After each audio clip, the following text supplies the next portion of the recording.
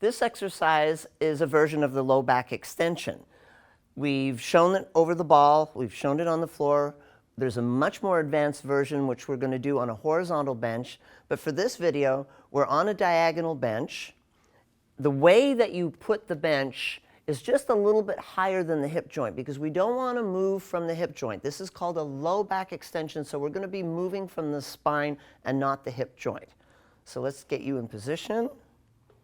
So at the very beginning, we want to have the person aligned almost like a plank. Ears over shoulders, chest up, upper back tight, navel pulling to the spine. One way I teach this is imagine that when you do this exercise, you're doing an abdominal crunch. We put the hands underneath the chin so that the neck moves with the rest of the spine. So she's in a great starting position. She's going to round and do an abdominal crunch, keeping the glutes tight the whole time, and then full extension. Perfect. Round like a crunch. Full extension. Lift the chest, lift the chest. Excellent. And one more time.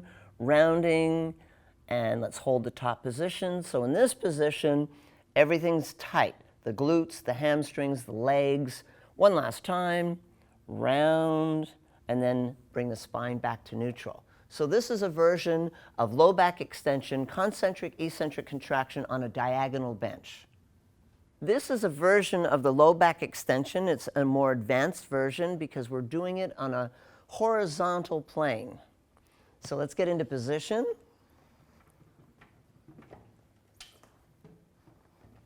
So the top position is where we monitor the posture. So we want to have the ears over the shoulders, push the chest out, the stomach tight, and the glutes are going to be tight, the legs are going to be tight.